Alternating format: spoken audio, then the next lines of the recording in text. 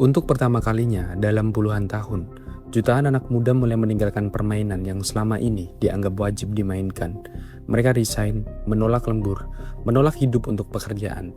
Dan semakin banyak yang mulai mempertanyakan satu hal yang sederhana. Bagaimana jika sistem kerja modern yang selama ini dijanjikan sebagai jalan menuju kehidupan yang lebih baik, sebenarnya tidak pernah memberikan apa yang dijanjikannya?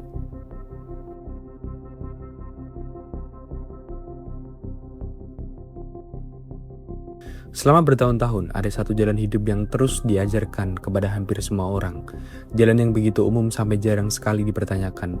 Kita disuruh belajar dengan rajin di sekolah, mendapatkan nilai yang bagus, masuk universitas jika mampu, mencari pekerjaan yang stabil, bekerja keras, naik jabatan, menabung, membeli rumah, membangun keluarga, dan suatu hari nanti, semua kerja keras itu akan terbayar.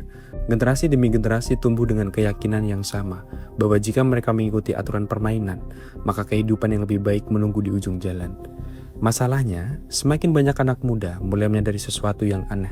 Mereka sudah mengikuti semua aturan itu. Mereka belajar, mereka kuliah, mereka bekerja, mereka lembur, mereka mengejar karir. Tapi garis finish yang dijanjikan seolah terus menjauh.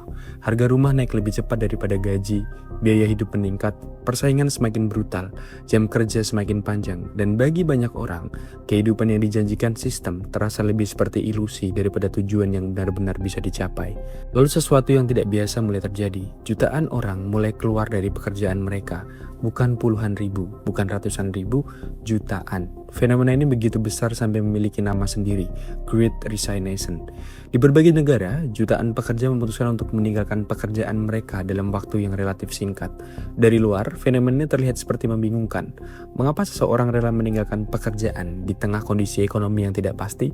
Mengapa banyak orang tiba-tiba berhenti mengejar karir yang selama ini dianggap sebagai simbol kesuksesan? Dan mengapa sebagian besar dari mereka justru berasal dari generasi muda? Banyak orang langsung memiliki jawaban yang sama dan sederhana. Mereka mengatakan Gen Z malas, tidak tahan tekanan, terlalu manja, tidak punya loyalitas, tidak mau bekerja keras. Narasi itu terdengar masuk akal, setidaknya di permukaan. Tapi ada satu masalah besar. Jika jutaan orang melakukan hal yang sama di berbagai negara secara bersamaan, mungkin masalahnya bukan pada individu, mungkin ada sesuatu yang lebih besar yang sedang terjadi. Untuk memahami fenomena ini, kita harus melihat bagaimana dunia kerja berubah selama beberapa dekade terakhir. Dulu bekerja keras memang sering menghasilkan sesuatu yang nyata. Seseorang bisa bekerja di satu perusahaan selama puluhan tahun, gajinya meningkat, kehidupan perlahan membaik, membeli rumah bukan mimpi yang mustahil, membesarkan keluarga masih terasa terjangkau, ada hubungan yang cukup jelas antara usaha dan hasil. Semakin keras seseorang bekerja, semakin besar kemungkinan hidupnya akan membaik. Namun hari ini, hubungan itu mulai terasa retak. Banyak pekerja muda melihat sesuatu yang tidak pernah dilihat generasi sebelumnya. Mereka melihat orang-orang yang bekerja selama puluhan tahun, tetap kesulitan secara finansial. Mereka melihat karyawan yang loyal dipecat hanya karena perusahaan ingin memangkas biaya. Mereka melihat orang-orang yang mengorbankan kesehatan demi pekerjaan, namun tetap tidak mampu membeli rumah. Mereka melihat burnout menjadi hal yang normal. Mereka melihat stres kronis menjadi bagian dari kehidupan sehari-hari. Dan semakin lama mereka melihat semua itu, semakin sulit bagi mereka untuk percaya bahwa sistem masih bekerja seperti yang dijanjikan. Kemudian datanglah pandemi, sebuah peristiwa yang mengubah cara jutaan orang memandang pekerjaan. Untuk pertama kalinya, banyak orang terpaksa berhenti sejenak dari rutinitas yang selama ini dianggap normal. Mereka bekerja dari rumah, mereka memiliki lebih banyak waktu untuk berpikir. Mereka mulai mempertanyakan hal-hal yang sebelumnya tidak pernah mereka pertanyakan. Mengapa saya menghabiskan sebagian besar hidup untuk pekerjaan? Mengapa saya merasa bersalah ketika beristirahat? Mengapa saya begitu lelah sepanjang waktu? Dan paling penting, apakah semua ini benar-benar layak? Pandemi tidak menciptakan masalah baru. Pandemi hanya memperlihatkan masalah yang selama ini sudah ada. Ketika dunia berhenti sejenak, banyak yang menyadari betapa besar bagian hidup mereka yang telah diambil oleh pekerjaan. Mereka melihat waktu bersama keluarga yang hilang. Mereka melihat kesehatan mental yang memburuk.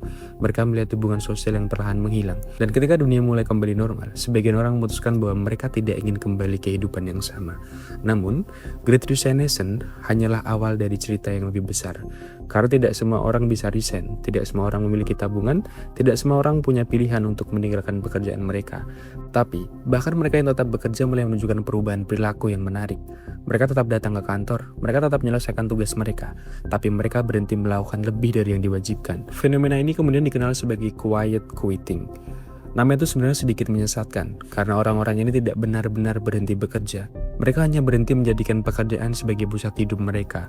Mereka datang tepat waktu, pulang tepat waktu, menyelesaikan tanggung jawab mereka, tapi mereka tidak lagi rela mengorbankan malam, akhir pekan, kesehatan mental, dan kehidupan pribadi demi perusahaan. Dan bagi sebagian atasan, perubahan ini terasa seperti ancaman, karena selama bertahun-tahun, banyak perusahaan terbiasa mendapatkan sesuatu yang sebenarnya tidak tertulis dalam kontrak kerja. Loyalitas tanpa batas, kesediaan untuk selalu tersedia, kesediaan menjawab pesan di luar jam kerja, kesediaan lembur tanpa protes, kesediaan mengorbankan kehidupan pribadi demi target perusahaan. Ketika generasi muda mulai menolak semua itu, konflik pun mulai muncul. Perusahaan merasa pekerja menjadi kurang berdedikasi, sementara pekerja merasa mereka hanyalah menolak eksploitasi yang selama ini dianggap normal. Disinilah perdebatan besar mulai terjadi. Apakah generasi muda benar-benar malas, atau mereka hanya melihat sesuatu yang gagal dilihat generasi sebelumnya? Karena jika kita jujur, banyak hal yang dianggap normal di dunia kerja modern sebenarnya cukup aneh.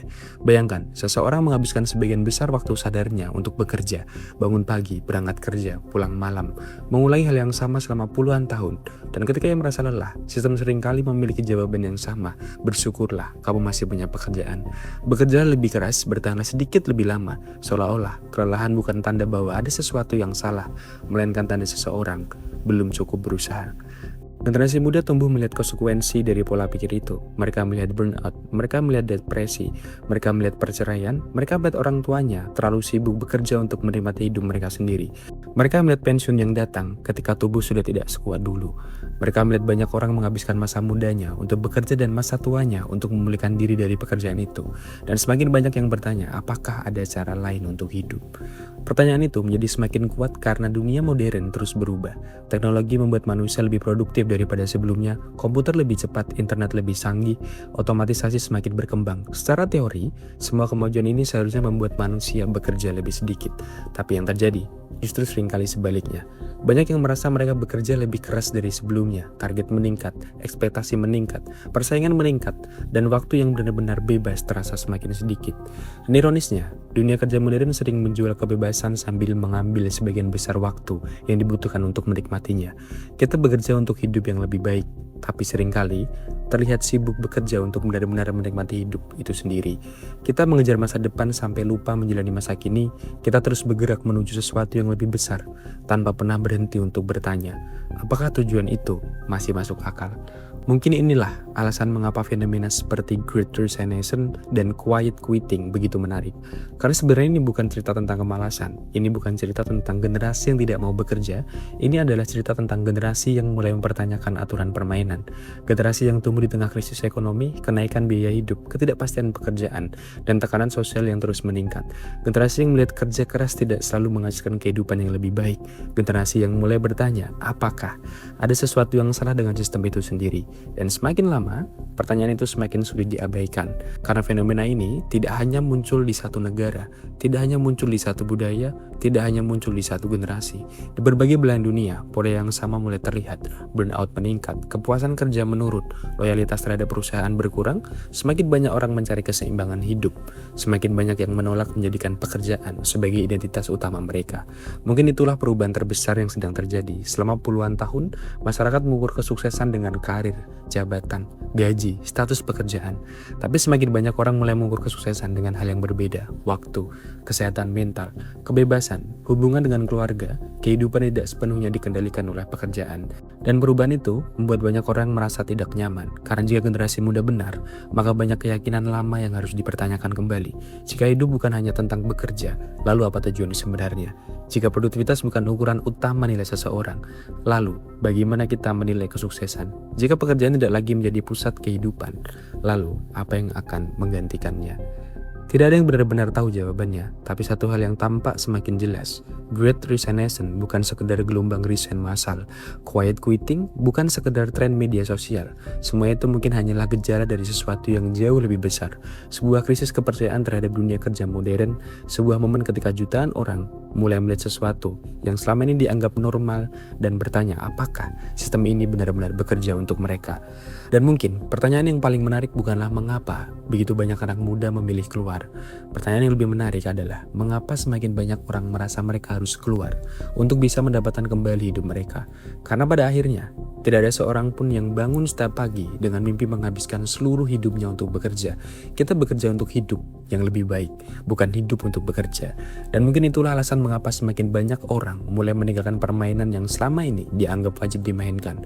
Bukan karena mereka membenci pekerjaan, tapi karena mereka mulai menyadari bahwa hidup mereka terlalu berharga untuk dihabiskan hanya demi mengejar janji yang mungkin tidak pernah benar-benar ada. Aneh memang, tapi inilah Gen Z dengan fenomena resign.